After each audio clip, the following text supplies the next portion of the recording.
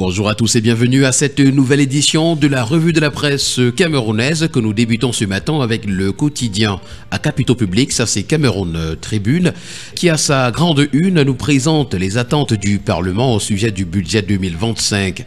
En ouverture de la troisième session ordinaire de l'année législative hier, le président de l'Assemblée nationale, Cavaillé Yégué-Dibril, et le premier vice-président du Sénat, Aboubakari Abdoulaye, ont exhorté le gouvernement à soumettre un projet de loi de finances qui prend en compte les besoins et les attentes réelles des populations.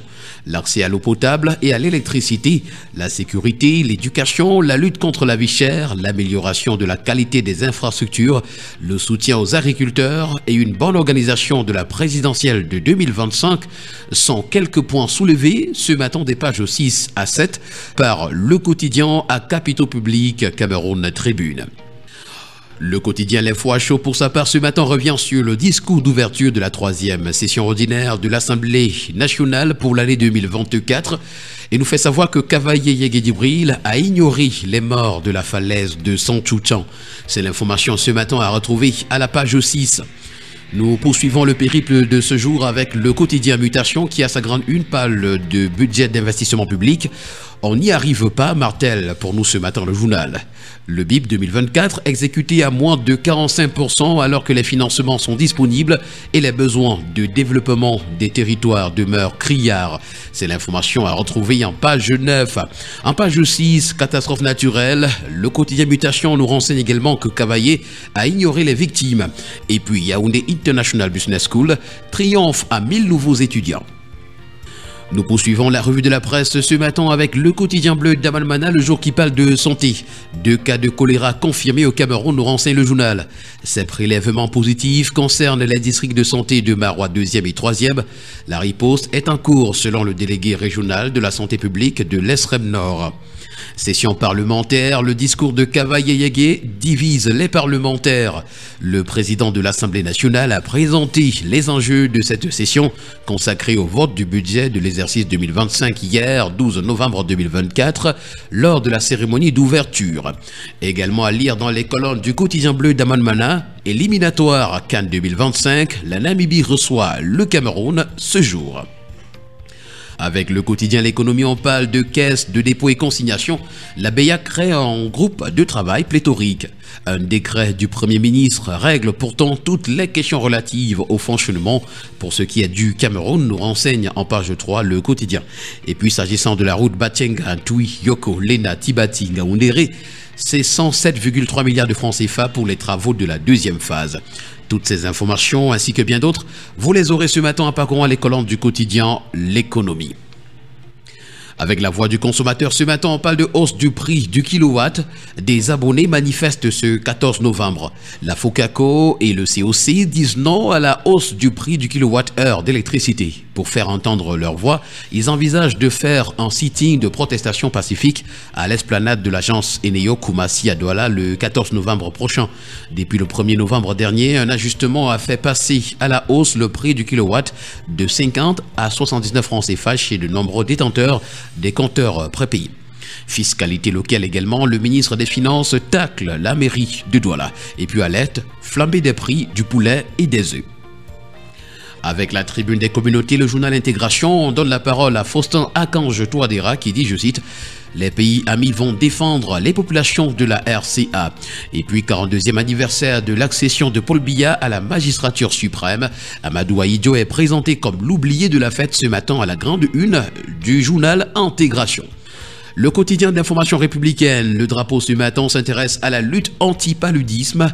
La ville de Mokolo prend les devants. Et puis Cacao Rouge Camerounais, une success story à Saint-Thomas. L'hebdomadaire Expression économique pour sa part ce matin s'intéresse aux produits pétroliers en nous faisant savoir que le ministre des Finances est en guerre contre les taxes illégales.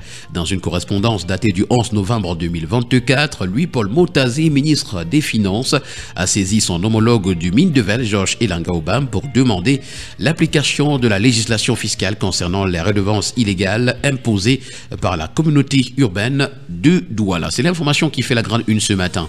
Avec le quotidien quotidien de la santé éco-santé, on parle de coopération Cameroun-UNFPA. L'UNFPA équipe 25 écoles des sages-femmes et d'infirmiers diplômés. Et puis, premier congrès de la Société savante de médecine légale et expertale du Cameroun, une réponse urgente aux erreurs médicales.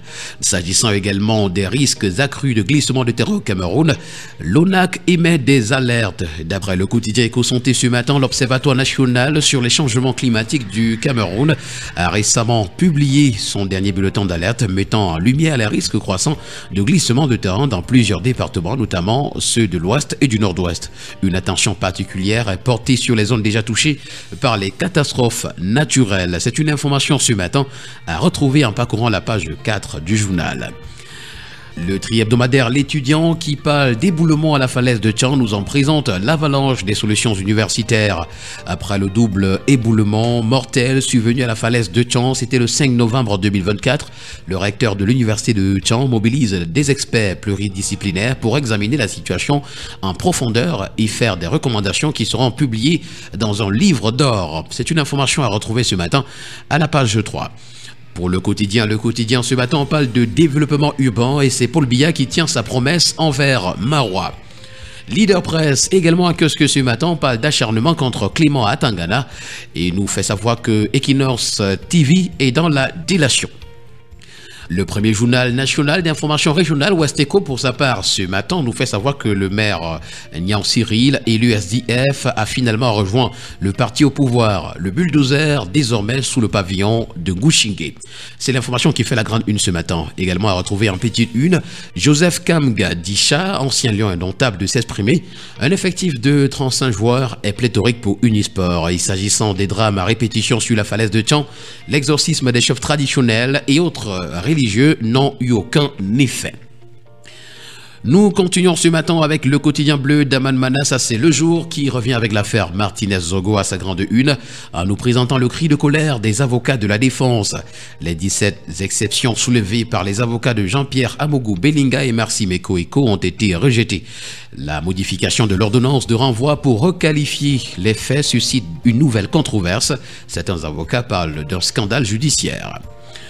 À Bois-d'Ibo, c'est une manifestation contre la spoliation des terres qui est présentée ce matin. Et puis, université, l'ingénierie artistique peut booster la création d'entreprises. Nous terminons le périple de ce matin avec le journal de l'économie et des finances, Ecomatin, qui parle de Finance Week by Ecomatin. Retrouvons les têtes d'affiche attendues à l'édition 2024 ce matin à la grande une.